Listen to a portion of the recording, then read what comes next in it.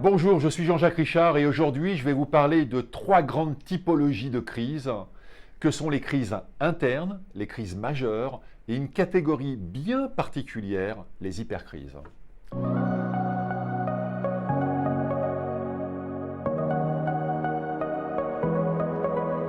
Tout d'abord, la crise interne est généralement circonscrite à une entreprise publique ou privée ou à une association. Il est possible d'affirmer que nous avons tous une expérience de ce type de crise car nous l'avons très certainement déjà rencontré dans notre cercle familial ou amical. Il faut bien comprendre qu'une crise, c'est une rupture brutale de la normalité.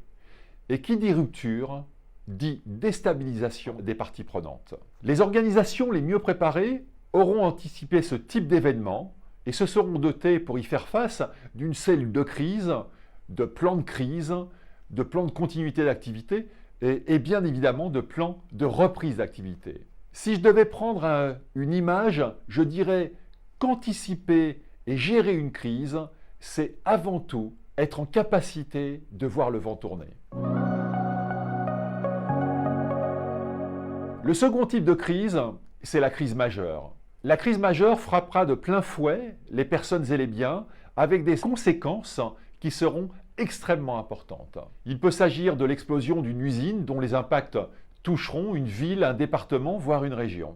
À titre d'exemple, l'incendie le 26 septembre 2019 de l'usine Lubrizol à Rouen ou l'explosion le 21 septembre 2001 à Toulouse de l'usine AZF sont des crises majeures. Les crises majeures peuvent aussi être d'origine naturelle, qu'il s'agisse de tremblements de terre ou d'inondations par exemple. Mais une crise peut aussi être qualifiée de majeure avec pour origine des actions malveillantes, telles que des attentats ou des émeutes. Ces émeutes ou attentats devant, pour être qualifiés de majeurs, avoir déstabilisé d'une certaine façon l'État. Face aux crises majeures, l'appareil étatique, dont l'une des missions est d'identifier les risques et menaces qui pourraient frapper notre territoire et sa population, dispose de plans de crise. Ces plans de crise se nomment plan Orsan, plan Blanc, plan Vigipirate, plan Orsec, etc. Ces plans sont activés afin d'affronter des situations qui sont non conformes. Les objectifs de ces plans sont multiples, à savoir protéger les personnes et les biens, stabiliser la situation et enfin tout mettre en œuvre afin de pouvoir revenir à une situation conforme. Un pays comme la France est préparé au niveau national, régional, départemental et aussi communal pour faire face à différentes typologies de crises majeures.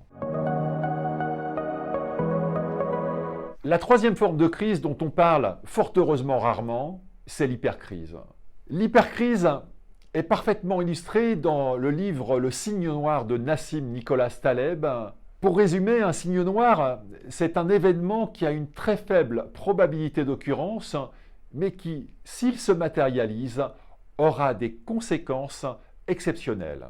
Autant dire que la crise de la Covid-19 est par excellence un signe noir, au même titre que pourrait l'être une attaque terroriste avec des bombes sales dans plusieurs villes de France ou en Europe.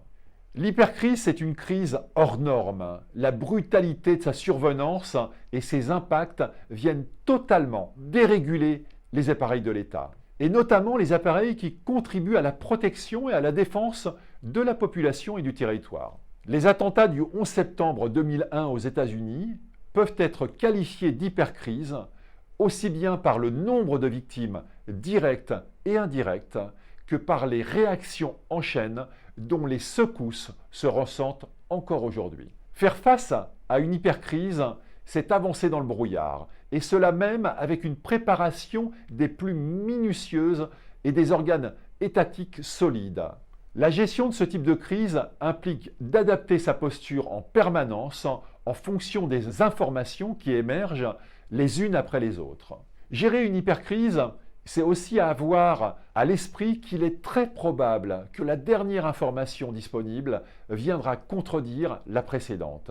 L'hypercrise, c'est être confronté en permanence à la loi de l'emmerdement maximum, dite loi Murphy. Pour faire face à une crise, quelle que soit son intensité, il y a une règle d'or. Cette règle, c'est de n'écarter aucun scénario et de se préparer techniquement, mais aussi psychologiquement à y faire face. À bientôt et prenez bien soin de vous.